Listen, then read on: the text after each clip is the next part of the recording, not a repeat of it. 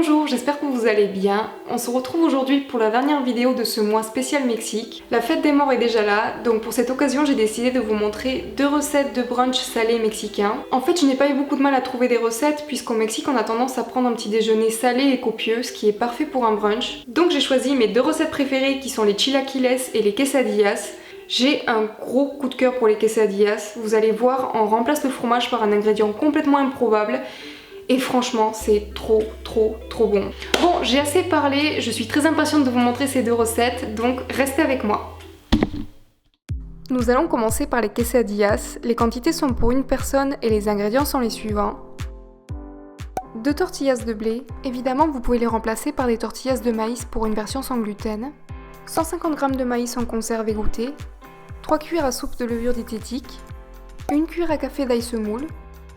Et pour le guacamole, on aura besoin d'un demi-avocat, d'un peu d'oignon et de coriandre haché, d'un filet de citron vert, et c'est optionnel, quelques piments jalapeños hachés. Et bien sûr, vous pouvez saler et poivrer à votre convenance. On va commencer par préparer le guacamole, et pour ce faire, on place tout simplement le demi-avocat dans un mortier ou dans un bol. On ajoute le reste des ingrédients et on écrase bien sans pour autant que ce soit parfait. Et une fois que c'est fait, on peut le réserver pour plus tard. On va passer à la préparation de ce qui va remplacer le fromage et pour ce faire, on place simplement le maïs dans un hachoir, on ajoute la levure diététique et l'ail semoule, on mixe en faisant attention de ne pas le laisser trop longtemps car on obtiendrait un velouté et c'est pas trop le but. En fait, ce qu'on recherche c'est un mélange assez épais avec des morceaux comme ceci. Ensuite, pour l'assemblage, on place la tortilla sur une surface lisse. On étale une couche généreuse de guacamole suivie de notre fromage de maïs. On fait en sorte de le répartir uniformément. Ah oui, et ça c'est optionnel, on peut ajouter quelques rondelles de tomates cerises pour la couleur. On recouvre avec la deuxième tortilla. Ensuite, on coupe la quesadilla en triangles très délicatement pour éviter que ça s'échappe sur les côtés. On les transfère sur une plaque recouverte de papier sulfurisé. Et c'est parti pour une cuisson dans un four à 180 degrés pendant 15 à 20 minutes ou jusqu'à ce qu'elle soit bien dorée sur le dessus.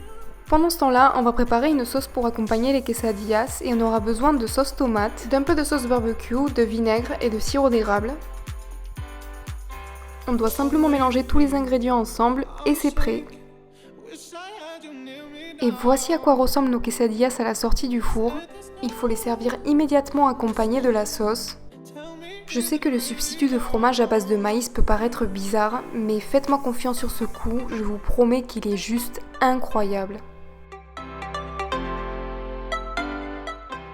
À présent, on peut passer aux chilaquiles.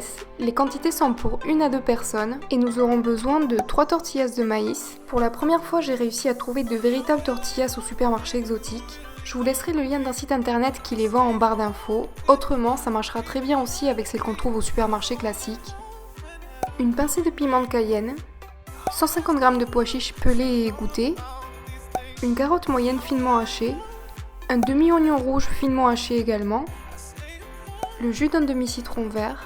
Pour la sauce, nous aurons besoin de 2 poignées de tomates cerises qu'on peut remplacer par une tomate normale, 350 g de coulis de tomates, celui que j'ai utilisé était parfumé à l'ail et à l'oignon, une cuillère à café de paprika, d'origan et d'ail semoule, une petite poignée de coriandre fraîche et une cuillère à soupe de pâte de chipotle que vous pouvez remplacer par de la sauce barbecue et une pincée de cumin.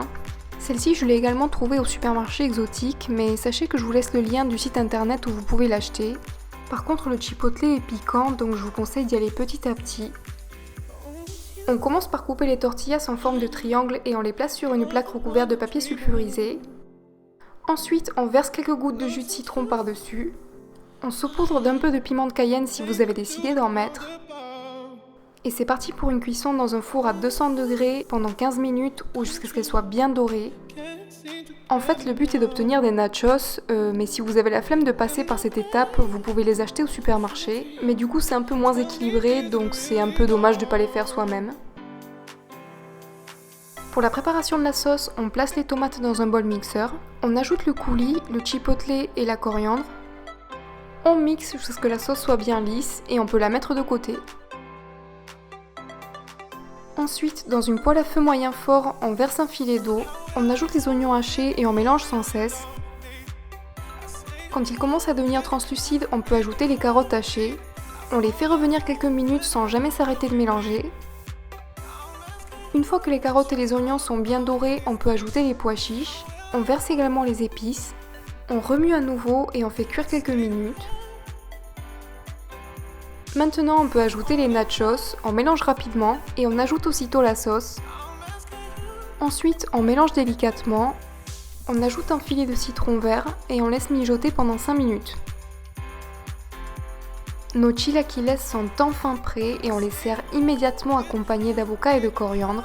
Et si vous voulez un conseil, ajoutez un petit filet de yaourt ou de crème au soja. C'est un petit détail mais je vous promets que ça change tout. La première fois que je les ai faits, je n'en revenais pas à quel point le goût était identique à ceux que je mangeais au Mexique. Sauf que cette version ne contient pas de produits animaliers et ne baigne pas dans l'huile contrairement à la recette originale. Évidemment, c'est pas le plat le plus esthétique qui existe, mais c'est tellement bon. En tout cas, si vous testez une de ces deux recettes, s'il vous plaît, n'oubliez pas de prendre des photos et de me taguer sur Instagram ou Facebook. Encore une fois, je vous remercie pour votre soutien, je vous fais plein de gros bisous et je vous dis à la prochaine. Bye!